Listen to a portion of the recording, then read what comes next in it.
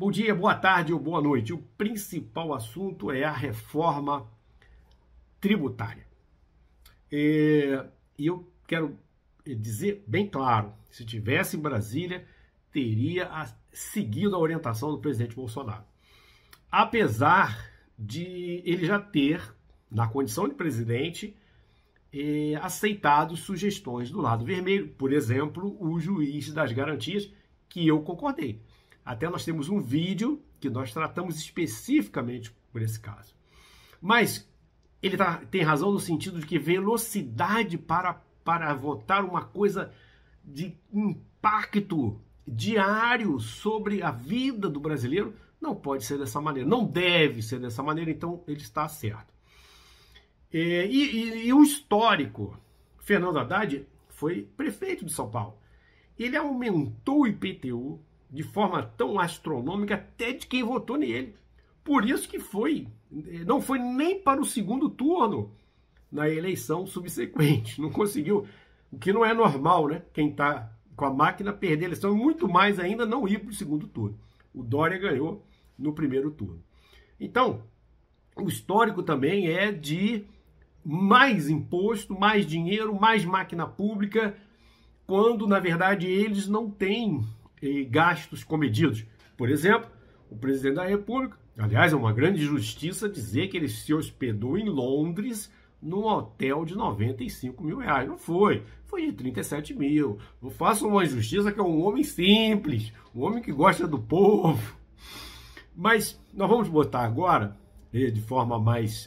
para o senhor, a senhora, poder ter conhecimento mais profundo, porque eu não tenho condições. Mas quando eu sou advogado, sim, mas a mesma coisa que o senhor pedir, ou a senhora, chegar na frente de um dermatologista falando que está com uma dor no estômago.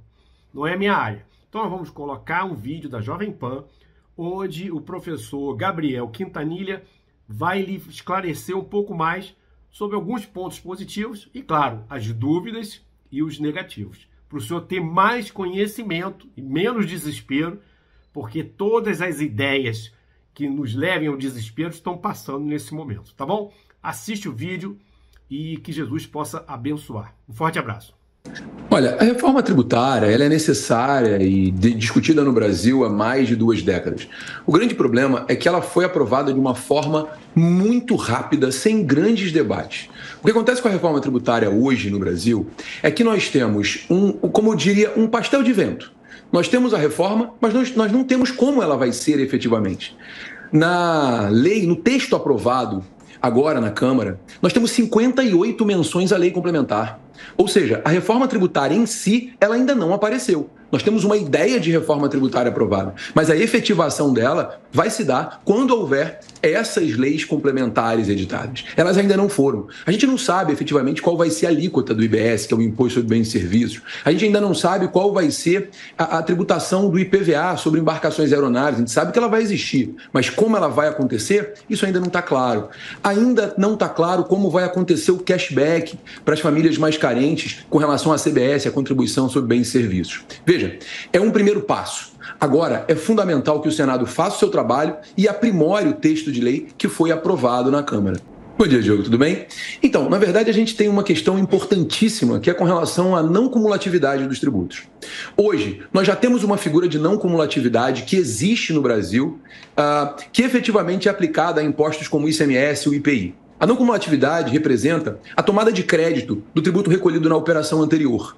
O problema da reforma aprovada como está hoje é que essa não cumulatividade vai permitir o direito de creditamento somente do imposto recolhido na operação anterior. Isso não vai gerar crédito suficiente para setores como serviço. Veja, o ISS, que é o imposto que incide sobre os serviços, ele deixa de existir e passa a ser o IBS, que é o Imposto sobre Bens e Serviços, com a alíquota que a gente ainda não sabe qual vai ser, mas ela está estimada na casa de 25%.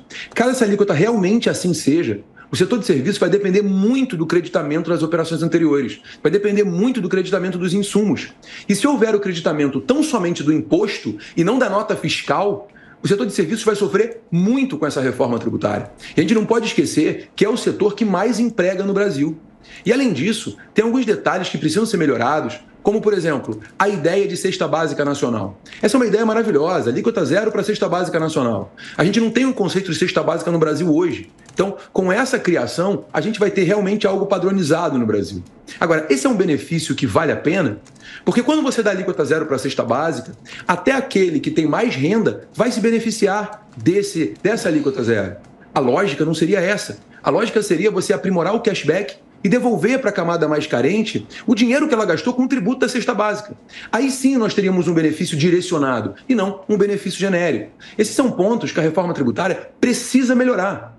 Caso contrário, nós podemos ter prejuízos maiores e uma manutenção da regressividade do sistema tributário, que é enorme hoje no Brasil.